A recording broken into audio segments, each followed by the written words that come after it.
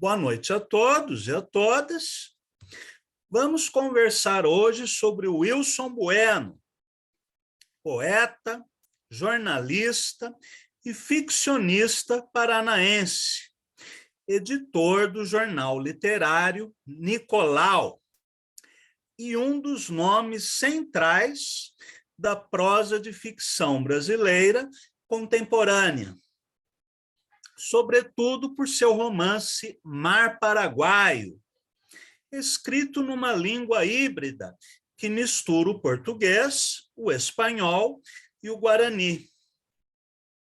Wilson faleceu precocemente, aos 51 anos, vítima de assassinato.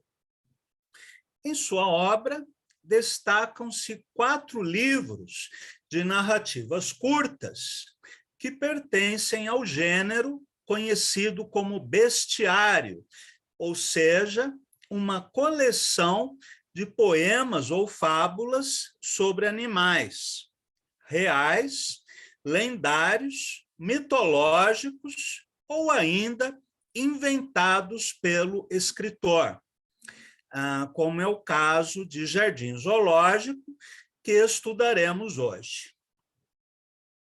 Outros livros do autor, nesse gênero, são o Manual de Zoofilia, Os Chuvosos e Cachorros do Céu. Gostaria de iniciar esta aula com uma epígrafe retirada do próprio livro de Bueno. Ao modo de um impossível lagarto transmutado em dragão, animal transparente e da cor da água, a exibir triunfante, seja no fantástico voo ou no mergulho ao fundo, o seu esplendor de água viva. Este é um trecho de um relato de sabor fantástico que nos faz pensar no Livro dos Seres Imaginários, de Jorge Luiz Borges, que era um dos autores de referência de Wilson. Muito bem. Wilson Bueno reúne, em seu livro, publicado em 1999, 34 histórias sobre seres inconcebíveis.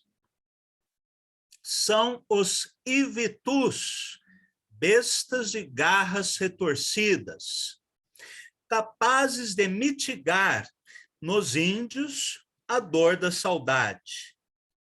Os guapés, microcães que fazem ninho no oco das árvores.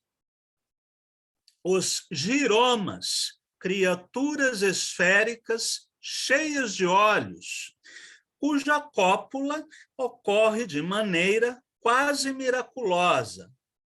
Os agoalumen, raça de monstros marinhos capazes de voar, que despertavam a angústia e o medo nos marinheiros, entre outras desconcertantes espécies de alimárias. Como uma bizarra história natural, o autor apresenta as criaturas teratológicas, ou seja, monstruosas, descrevendo seu peso, altura e coloração, seus hábitos sexuais, alimentares e capacidades físicas, situando-as na província do Chaco e na Islândia, nas florestas brasileiras ou no Indostão, jogando com o universalismo do imaginário. Nessas crônicas do improvável, Borges descreve suas feras com a ânsia de um biólogo alucinado. Assim, por exemplo, ele nos conta sobre os cuiuvés, habitantes do Alto Goiás, abre aspas. Medindo em torno de 20 centímetros de altura, exibem, contudo, rotunda pança inteiramente pintada a urucum. No lugar do sexo, os cuiuvés machos têm um dedo e as fêmeas uma pequena boca sem dentes.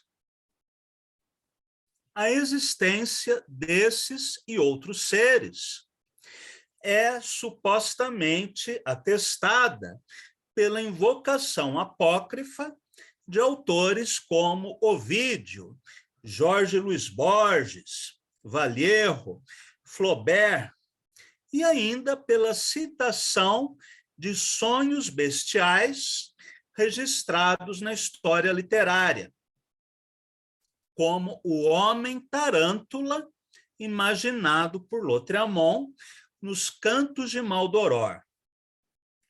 No caso específico dos cuiuvés, faz-se referência a uma descrição do gnomo índio atribuída ao antropólogo brasileiro Sérgio Oliveira.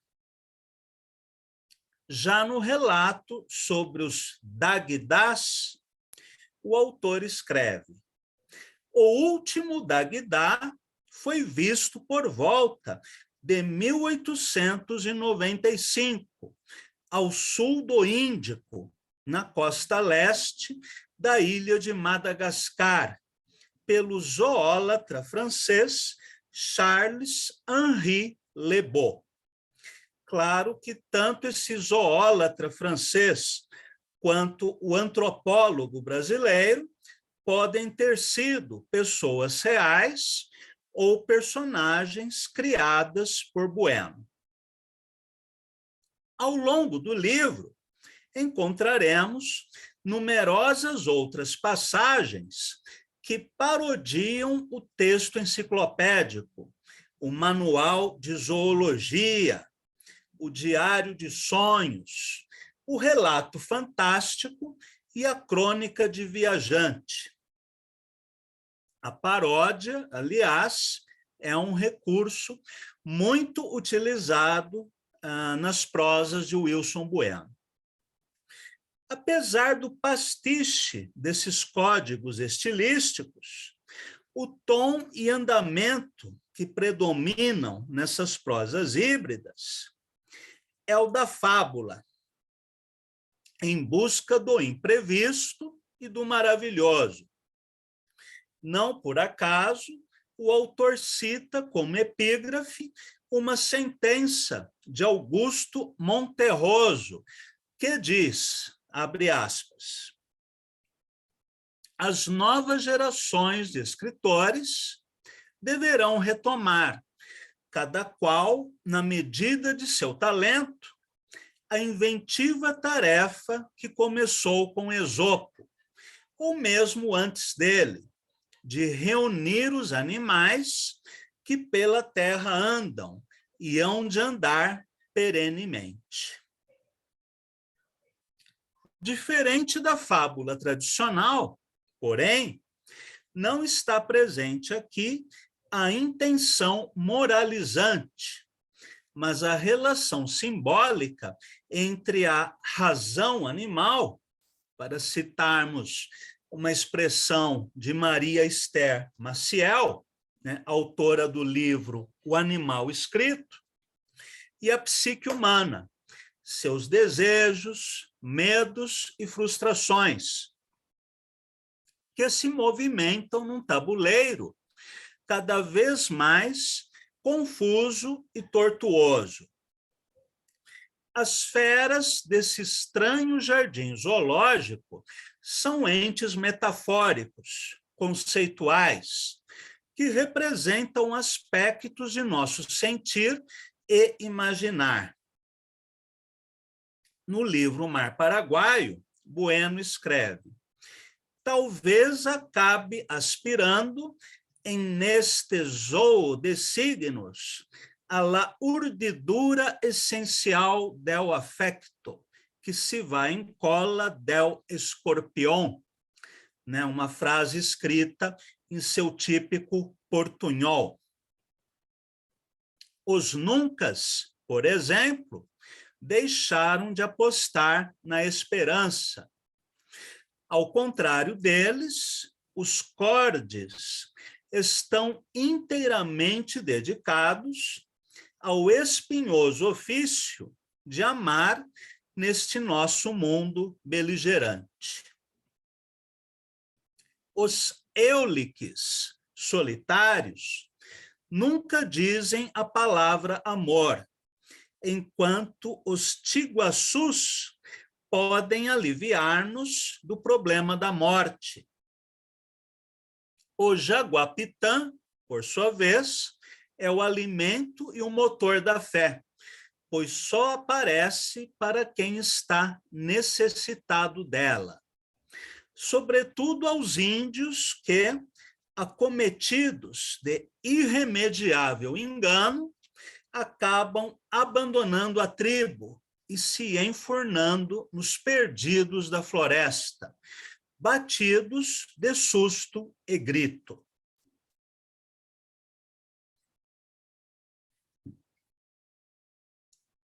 Podemos considerar este livro de Wilson Bueno como um insólito conjunto de fábulas, mas também como um moderno bestiário.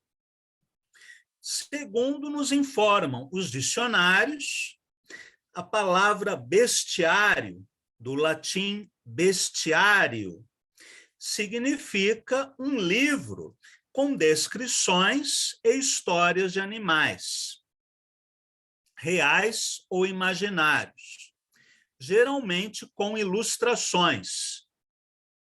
O gênero, popular na Idade Média, pertence a uma longa tradição da zoologia fantástica, que começa, talvez, com os relatos mitológicos e avança na linha da história, abarcando os romances de cavalaria da matéria bretã, com seus gigantes e dragões, os relatos de navegantes europeus na era dos descobrimentos, que usavam mapas decorados com imagens de monstros marinhos, e até tratados científicos medievais, inspirados em obras clássicas da cultura greco-romana, como os 37 volumes da História Natural de Plínio o Velho e a História dos Animais de Aristóteles. Jorge Luiz Borges gostava muito de citar Plínio o Velho, inclusive para simular a erudição. Uma vez perguntaram a Borges, né, se ele se considerava um erudito, e ele dizia que não, que ele era principalmente um leitor de verbetes de enciclopédia, mas que nos seus contos ele gostava de simular a erudição. Do mesmo modo que Júlio Cortázar, nos seus contos, fala muito a respeito de músicos eruditos e músicos de jazz. Mas numa entrevista, Cortázar diz que tudo aquilo que ele sabia a respeito de música era o que vinha escrito na contracapa dos LPs. Ao contrário dos CDs, né, que tem um pequeno formato, o LP era bem maior. E muitas vezes na contracapa vinham textos críticos muito interessantes, aliás. Bem, Wilson Bueno atualiza o gênero bestiário pela paródia e humor, despindo-o de sua mística e investindo na carga erótica da metáfora animal, onde prevalecem as razões do corpo em sua violência e delicadeza. Conforme escreve Maria Esther Maciel, este jardim zoológico pode ser descrito como um catálogo ficcional de animais híbridos, fronteiriços, porque muitas vezes marcados pelos cruzamentos transnacionais advindos do contato entre os países do continente sul-americano e dotados de uma espécie de saber poético sobre a vida humana e sobre o próprio território que habitam. Fecha aspas, fim da citação. A mescla de referências culturais heterogêneas de diferentes tempos e espaços, citada por Maciel, estimula a invenção ficcional para além da representação de uma suposta realidade e ainda instiga o leitor a uma visada simbólica mais ampla. Cada um desses monstros é mais do que chifres, pelos e escamas. É também um arquétipo, mito, construção semiótica, como o Cérbero ou o Minotauro, seus parentes distantes em outra curva do espaço-tempo. Vamos ler agora algumas dessas narrativas do autor paranaense.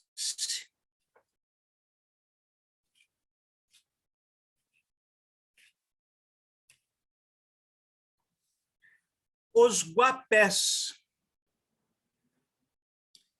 O que comove nos guapés é o tamanho. Microcães menores que um camundongo doméstico. Perdão, eu vou iniciar novamente a leitura. O que comove nos guapés é o tamanho. Microcães menores do que um camundongo doméstico. São em tudo idênticos aos jaguaras, que povoam as malocas de pulga e uivo. Aqui o Wilson Bueno utiliza uma figura de linguagem que é a hipérbole. A hipérbole, ela pode aumentar ou diminuir exageradamente o tamanho de uma coisa para além do natural. Aqui, no caso, esses microcães menores do que um camundongo. Intensos, mínimos, replicantes, latem muito, principalmente quando em fuga, um latido agudo e aflitivo, feito agulhas a crivarem nosso tímpano, uma imagem metafórica, né, bem forte. Quem nos dá ciência dos guapés são os índios cachuianas, do Alto Amazonas, descrevendo-os como pequenos monstros, traiçoeiros, capazes de penetrar a vagina das mulheres grávidas, se dormem desprevenidas. E aí, então, motivando um desastre de consequências imprevisíveis, sobretudo com a furiosa devoração do feto, baixo esganiçadas mordidas, uma imagem, né, de filme de terror. Segundo alguns sertanistas, não há, contudo, espetáculo mais desconcertante do que flagrar no oco de velhas árvores ou em buracos cavados próximos à barranca dos rios, uma ninhada de guapés jovens, os microscópicos filhotes agitando os rabinhos, enroscando-se e mordendo-se uns aos outros. ou disputando das cadelas as tetículas inverossímeis. Ao pressentirem movimentação estranha, ganem e uivam em fuga, desaparecendo sob um mato rasteiro, como se nunca, em tempo algum, houvessem existido. Wilson Bueno foi um estudioso de lendas indígenas e da própria língua, né, tupi-guarani, que ele utilizou no livro Mar Paraguaio. Mas ele também gostava de inventar histórias a partir do imaginário indígena. Vamos ler outra história intitulada Os Giromas. O que chama a atenção neste pequeno monstro cheio de olhos é o seu formato inteiramente redondo. A rigor, não anda, antes gira, feito uma bola. Tem em torno de 30 centímetros de diâmetro, ainda que Ovídio descreva nas Metamorfoses alguns com mais de 2 metros. Aqui provavelmente é uma referência apócrifa, já que Ovídio, nas Metamorfoses, trata, sobretudo, das transformações dos deuses, como Zeus, que teria se transformado em chuva de ouro para seduzir Semele e em cisne para seduzir Leda. Autores modernos debitam à geniosa imaginação do poeta latino o exagero. Os giromas seriam anteriores ao aparecimento do homem na Terra. Aí, desde sempre, lúdicas esferas quicando sobre o chão primevo. É quase um poema em prosa, né? Pelo ritmo, pela imagem, pela sonoridade.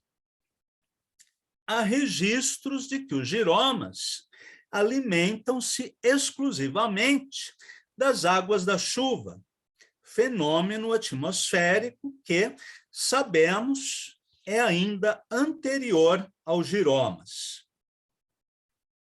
O dado, porém, mais curioso em torno dos giromas é o de que nem todos os olhos servem para ver, embora contem com centenas deles para isso, escutando com uma série de outros, aspirando o ar com outros tantos e excretando a chuva por um único olho indiscernível à roda da esfera. E é com este olho que copulam num jogo de acasos, que foi, sem dúvida, a razão pela qual rapidamente desapareceram da face da Terra. Imaginem as tentativas de ato sexual entre 2 seres esféricos. Para que ocorra o intercurso sexual, necessário imaginar o grau de dificuldade. É preciso, primeiro, acontecimento sumamente improvável, que uma bola se choque contra outra e que, neste choque, tangido pelo acaso, como num arremesso de dados, o olho do giroma macho encontre o olho do giroma fêmea. Isso daria um filme de animação muito engraçado, no estilo do Monty Python. Mas a fertilização só acontecerá se ambos os giromas estiverem no encontro de olhos completamente abertos e desta maneira permaneçam olho no olho por, no mínimo, 24 horas. abismado pensar que, ainda assim, persistiram no planeta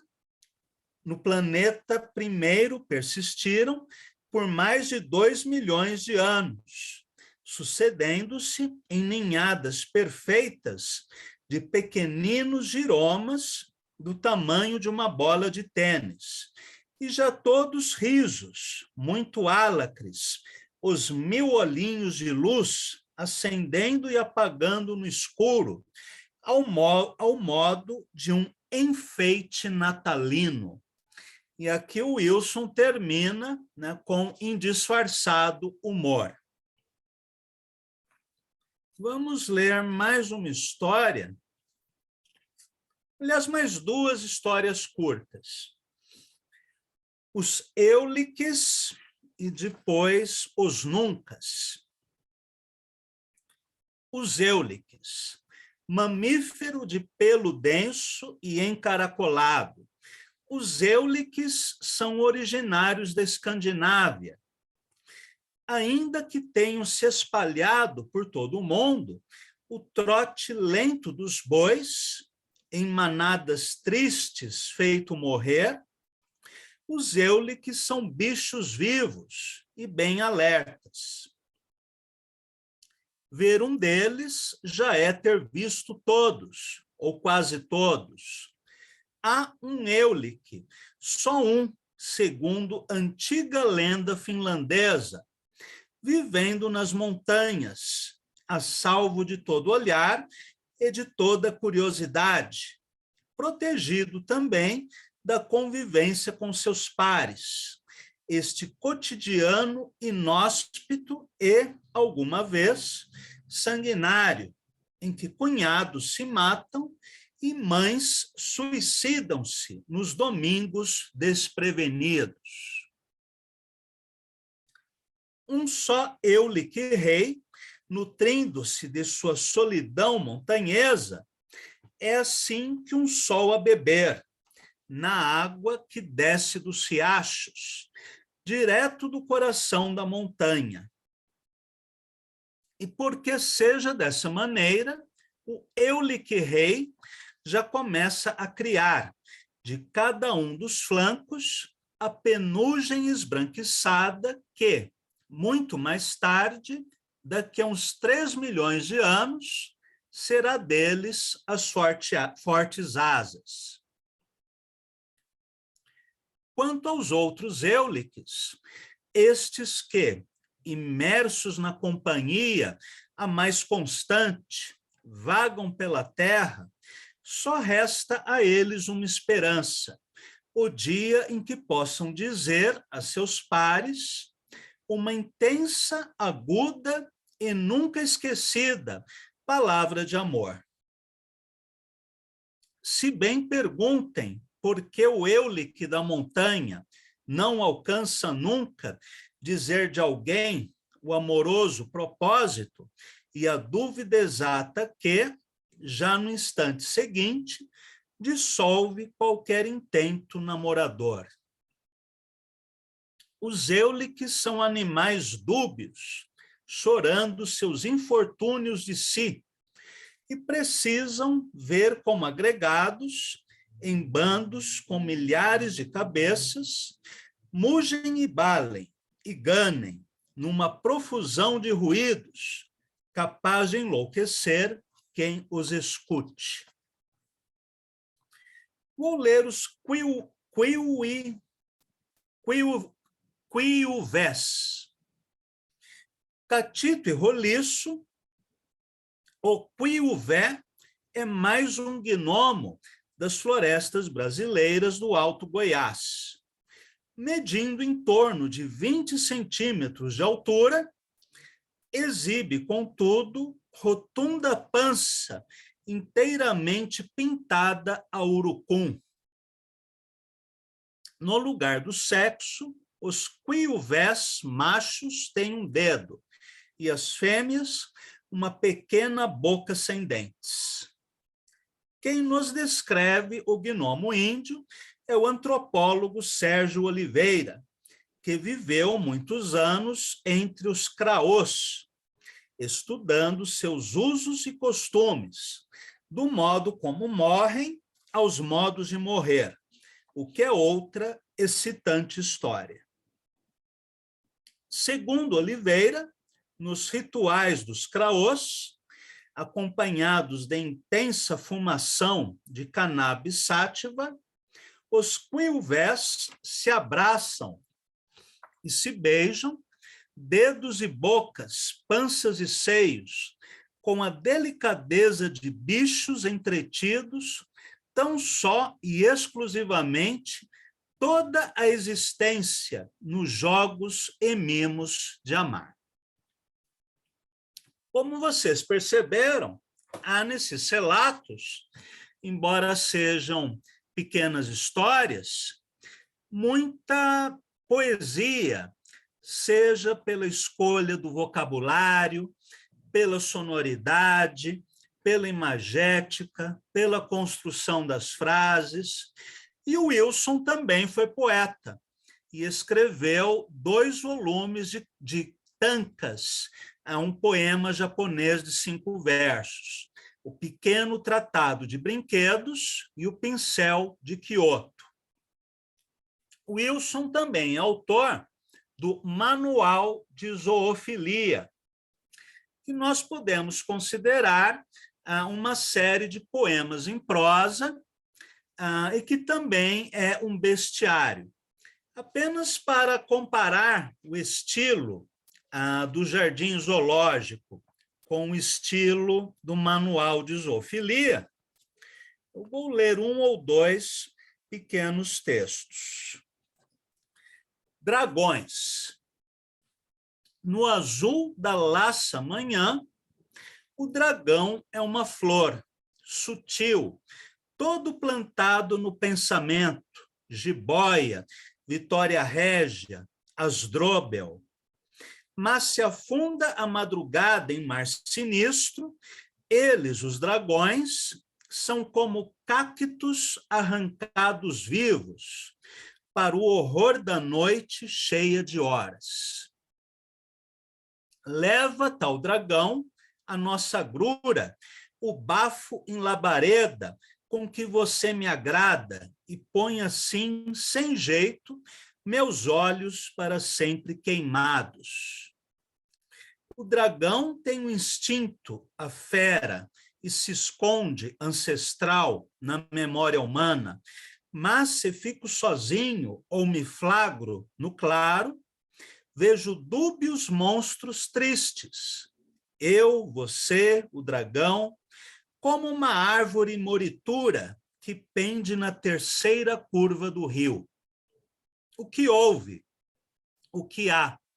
O beijo do réptil depois de um incêndio de estrelas. Esse texto é belíssimo. Vou ler só mais um e aí finalizamos.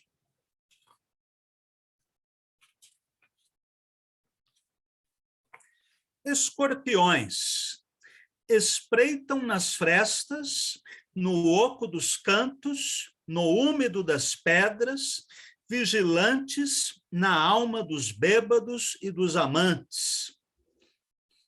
Botam ovos como aranhas e triplicam a sombria possibilidade de que os pisemos com pés descalços, inadvertidamente. Também, como ao nosso medo, suicidam-se, com rancor e de forma sucinta, o próprio veneno sendo a dose fatal. Então, estes são alguns exemplos da prosa poética de Wilson Bueno. E eu gostaria de deixar para vocês um exercício de criação. A criação de um pequeno bestiário, nem que seja de apenas 4 ou 5 mini-contos ou poemas em prosa. Eu próprio, aliás, já organizei um bestiário que eu vou mostrar a vocês.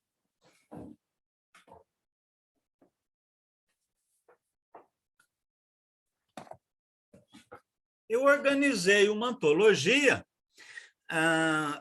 uns 8 anos atrás, chamada El Ornitorrinco Naranja, que inclui poemas em verso e em prosa, de Wilson Bueno, inclusive.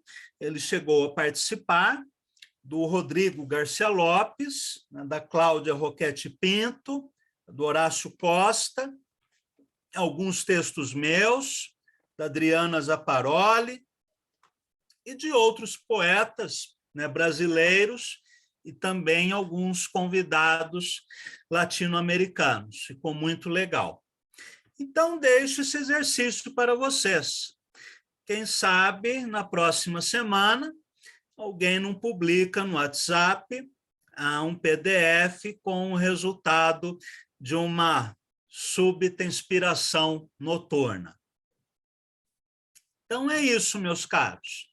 Como leitura complementar, eu vou sugerir a vocês que leiam um sermão do Padre Vieira, intitulado Sermão de Santo Antônio, em que ele faz uma pregação aos peixes. Frustrado porque a congregação de fiéis não ouvia o que ele pregava, ele resolve, então, pregar aos peixes. E nesse sermão alegórico, ele apresenta um quase bestiário, em que alguns peixes representam virtudes cristãs e outros peixes representam vícios. Então é isso, meus amigos. Por hoje, ficamos por aqui.